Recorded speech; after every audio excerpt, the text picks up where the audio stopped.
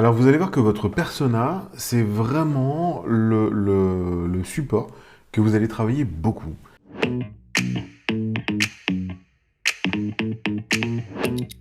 Le persona, c'est quoi? C'est le portrait robot de votre cible, et vous allez en faire plusieurs des portraits robots, parce que votre cible, elle est multiple, et plus vous faites des personas précis, plus vous avez des cibles précises et petites, encore une fois, plus vous allez adapter le discours, et plus vous serez pertinent, notamment dans les phrases d'accroche, et dans la performance de vos campagnes de prospection. Alors, un persona, ça sert à le cartographier pour le comprendre, pour le connaître, pour entrer en empathie avec lui, et pour savoir se demander, à sa place, je ferais quoi? À sa place, j'aurais besoin de quoi? À sa place, je demanderais quoi? À sa place, j'aurais peur de quoi? Et c'est vraiment important de le cartographier parce que ça va être une base de travail, et c'est vraiment important de le faire vivre tout le temps, parce que il va vivre avec la connaissance que vous emmagasinez sur votre marché, et plus il sera précis, plus il sera documenté, plus vous serez affûté et plus vous serez performant. Il y avait ici le modèle qu'on développe à la fabrique, qui s'appelle le Target Map. Pourquoi Map? Parce qu'en plus de la définition du persona, on travaille, nous, sur la définition de la progression de son état d'esprit dans son parcours d'achat. On a vu ensemble la notion de parcours d'achat et les différentes étapes sur lesquelles on travaille, et c'est important de comprendre à la fois qui est votre prospect idéal, mais également de quelle manière il progresse et comment son état d'esprit progresse selon la manière qu'il a d'avancer vers le moment de l'achat et vers la conviction. Alors, pour faire simple, je vous le décris un petit peu. Vous allez mettre dans ce tableau-là d'abord un nom, des initiales et une photo. Pourquoi vous faites ça? Parce que c'est très important que vous l'incarniez dans un personnage fictif, pour le coup. Et ce personnage fictif, en fait, va intervenir dans vos réflexions. Vous allez progressivement, régulièrement vous dire il faut qu'on fasse quelque chose pour cette personne. Et cette personne n'existe pas, mais elle sera l'archétype du prospect avec lequel vous voulez travailler. Et c'est important que vous puissiez le faire intervenir dans vos réflexions, comme vous feriez intervenir un collègue ou un client ou un partenaire, que vous puissiez l'inviter dans vos discussions. La citation, c'est peut-être ce qu'il définit le mieux en fait en quelques mots. Ce serait son mojo ou ce qu'il pourrait dire et la phrase qui pourrait résumer qui il est, ce qu'il fait et quel est son état d'esprit, qui elle est bien entendu. Ses passions, ses activités qui sont alors, soit importantes pour vous parce que vous vendez des choses qui sont en lien avec ses passions, ses activités, soit importantes pour vous parce que vous allez chercher à déterminer un état d'esprit. Quelques qualités, quelques défauts que vous allez identifier, sur lesquels vous allez jouer et dont vous allez vous servir ou que vous allez éviter. Et puis ensuite, vous allez d'abord définir son profil personnel. Alors qui est, encore une fois, c'est une cartographie un peu globale et universelle et qui sert dans plein de cas. Il est possible que quelques-unes des informations qu'on vous demande ne soient pas pertinentes dans votre cas. Faites l'exercice quand même, parce que ça peut l'être. Vous pourriez anticiper quelque chose qui n'est pas pertinent, mais qui se révèle l'être, pour le coup.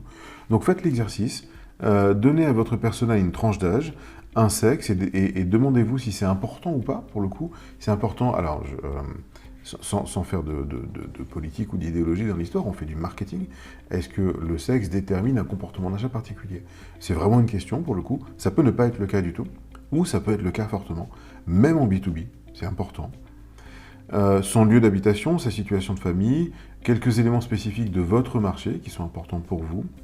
Ensuite, vous allez travailler évidemment quelque chose qui est très important pour vous parce que vous êtes en B2B, c'est son job, quel est son métier, quelle est son entreprise, quel est son lieu de travail, quelles sont ses compétences et quels sont, selon votre marché, les critères importants que vous allez rajouter à ce profil-là. Par exemple, quand on travaille avec une société de service avec des consultants en informatique, ce qui est important pour nous dans les spécifiques marchés, ce sont les technologies que la cible connaît et ce sont les certifications sur les technologies de la cible et qui vont déterminer en fait un comportement particulier et du coup des points d'accroche particuliers. Ensuite, intéressez-vous à ses drivers. Quels sont ses enjeux? Quels sont les objectifs que sa direction lui a donnés? Quels sont ses désirs et ses peurs? Quelles sont ses frustrations? Je vous donne un exemple que vous retrouvez dans le livre d'ailleurs. On travaille avec un client qui travaille dans le domaine de la prévention des risques professionnels. Et les gens qui font de la prévention des risques professionnels dans les entreprises s'appellent des préventeurs. Les préventeurs ont une particularité, c'est qu'ils ont une sorte de dilemme. qui est qu'il porte un risque pénal. C'est très important, quand il arrive quelque chose dans une entreprise et que la sécurité n'est pas assurée et qu'il y a un accident grave, le PDG, ou la PDG, peut aller au pénal, c'est-à-dire qu'on risque la prison. Donc le travail du préventeur est très important parce qu'il évite le pénal à la direction. C'est très important. Donc la direction comprend l'importance de faire attention à la sécurité. En revanche, personne ne comprend ce que fait le préventeur. Sa méthode, ses actions, son planning, les codes qu'il utilise, le vocabulaire particulier qu'il utilise et l'ensemble des règles auxquelles il est soumis et qui lui viennent du gouvernement, des instances syndicales, de tout un tas d'endroits qui ont chacun leur vocabulaire, tout ça rend son poste très nébuleux et donc il a tendance à avoir du mal à se faire comprendre et il est dans un dilemme qui est à la fois tout le monde comprend qu'il est très important, mais personne ne comprend ce qu'il fait. Ça, c'est une grosse frustration. Et dans ce domaine-là, dans ce marché-là, si vous comprenez une frustration aussi lourde que ça, et que vous comprenez que votre prospect a ce genre de frustration, vous devez travailler dessus. Parce que c'est quelque chose qui sera un point d'entrée très important. C'est la même chose pour les peurs, les désirs, les objectifs et les enjeux, et ça existe évidemment en B2B également, ça n'est pas que B2C. Ce qu'on va regarder également dans le persona, c'est à quel endroit il est dans le processus de décision. Est-ce qu'il sera utilisateur de ce que vous vendez?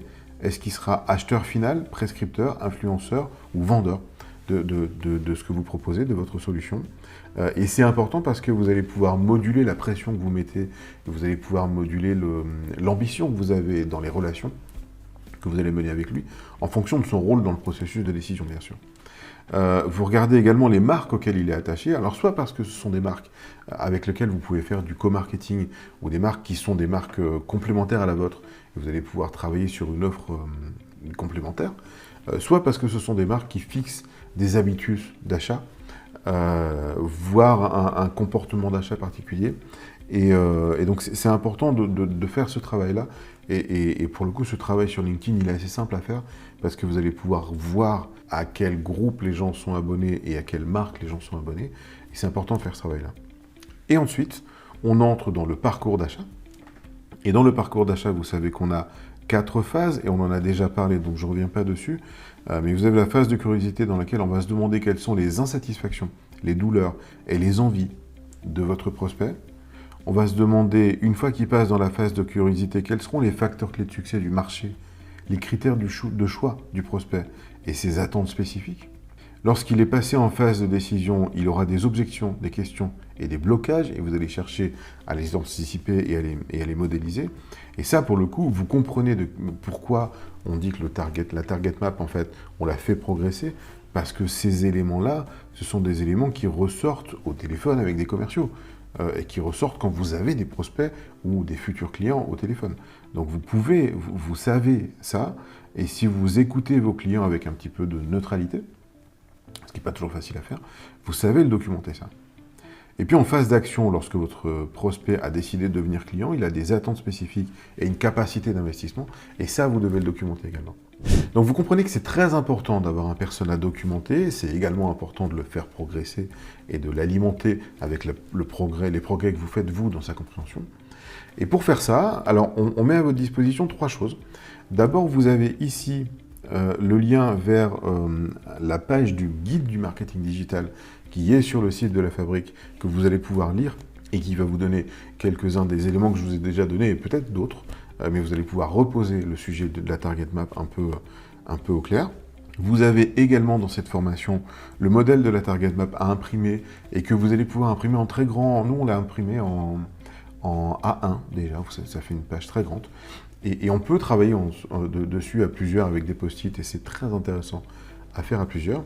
Et puis, je voudrais vous montrer ça, qui est aussi quelque chose que vous avez, hop, je marque la page, qu'on a appelé le Fabric Builder, et qui est dans les pièces jointes de cette formation, et qui est en fait un guide pratique pas à pas, je ne sais pas si vous le voyez, mais vous allez pouvoir le feuilleter, dans lequel on reprend, hop, la target map, et puis, pour pouvoir travailler sur la définition de votre prospect, vous avez une liste de questions, voilà, et lorsque vous répondez aux questions une par une, Vous allez arriver, donc voilà, encore des questions.